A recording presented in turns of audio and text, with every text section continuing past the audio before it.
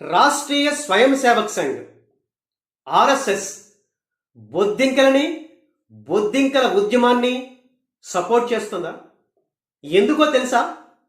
తెలుసుకోవాలంటే తప్పనిసరిగా ఈ వీడియోని చూడండి. నచ్చితే లైక్ చేయండి, అలాగే నా ఛానల్ని తప్పనిసరిగా సబ్స్క్రైబ్ చేసుకోండి.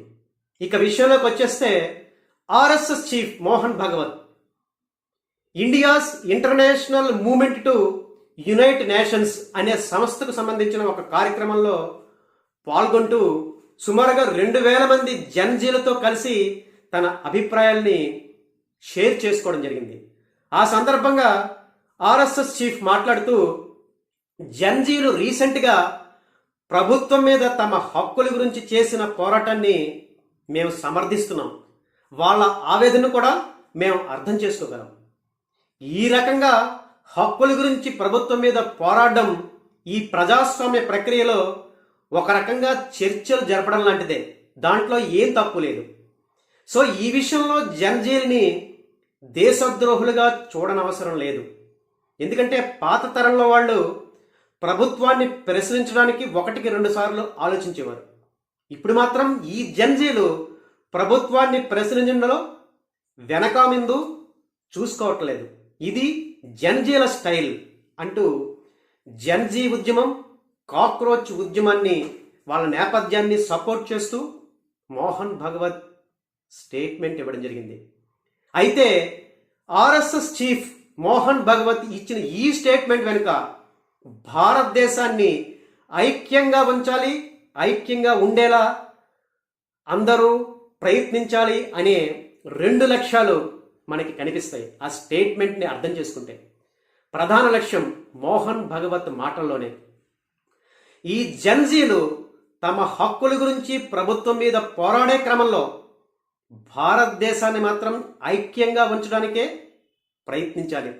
భారతదేశాన్ని మొక్కలు చేయకూడదు తమ హక్కుల నేపథ్యంలో, తమ హక్కుల గురించి పోరాటం చేసే నేపథ్యంలో అంటూ ఈ కాక్రోచ్ ఉద్యమం ముసుగులో, దాని వెనుక భారతదేశాన్ని మరో నేపాల్లా, మరో బంగ్లాదేశ్లా మార్చే శక్తుల విషయంలో మాత్రం జన్జీలు నవతరం చాలా జాగ్రత్తగా ఉండాలనే ఒక హితబోధ మనకి భగవత్ స్టేట్మెంట్లో కనిపిస్తుంది. మరొక లక్ష్యం ఈ భగవత్ స్టేట్మెంట్లో, అది భారతీయ జనతా పార్టీ అధినాయకత్వానికి, నరేంద్ర మోడీ ప్రభుత్వానికి సంబంధించినది. ఈ భగవత్ మాటల్లో ఎంతసేపు నాయకులు ఎన్నికల్లో ఎలా గెలవాలి, ఎన్నికల వ్యూహాలేంటి, ఆ సందర్భంగా ప్రజలతోటి ఎటువంటి సంబంధాలు పెట్టుకోవాలి, ఇలాంటి విషయాలకే పరిమితం కాకూడదు. నిజమైన నాయకుడు సమాజంలో, దేశంలో జన్జీలో వస్తున్న మార్పుల్ని గ్రహిస్తూ ఆ మార్పులకి అనుగుణంగా ప్రభుత్వాన్ని ప్రిపేర్ చేయాలి. ఆ రకంగా ఉన్నప్పుడే నిజమైన నాయకుడిగా అనిపించుకుంటాడు అంటూ మోడీ ప్రభుత్వానికి, భారతీయ జనతా పార్టీ అధినాయకత్వానికి కూడా మోహన్ భగవత్ భారతదేశాన్ని రక్షించే ఒక జాతీయవాదిగా, భారతదేశానికి పెద్ద దిక్కుగా ఒక సందేశాన్ని, ఒక సజెషన్స్ని ఇవ్వడం జరిగింది. సో ఈ రకంగా మోహన్ భగవత్ ఈ జన్జీల ఉద్యమాన్ని సపోర్ట్ చేస్తూ ఇచ్చిన స్టేట్మెంట్లో ఇన్ని అర్థాలున్నాయి.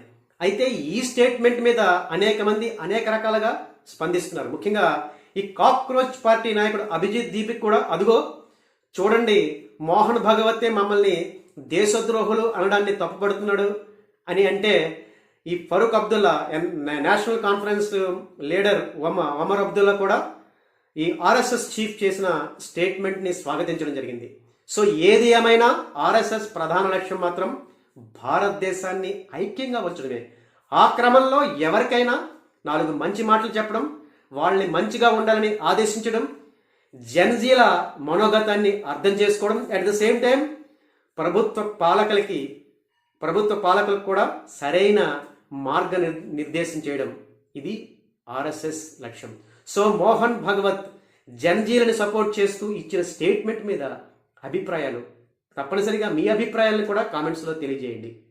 జై హింద్.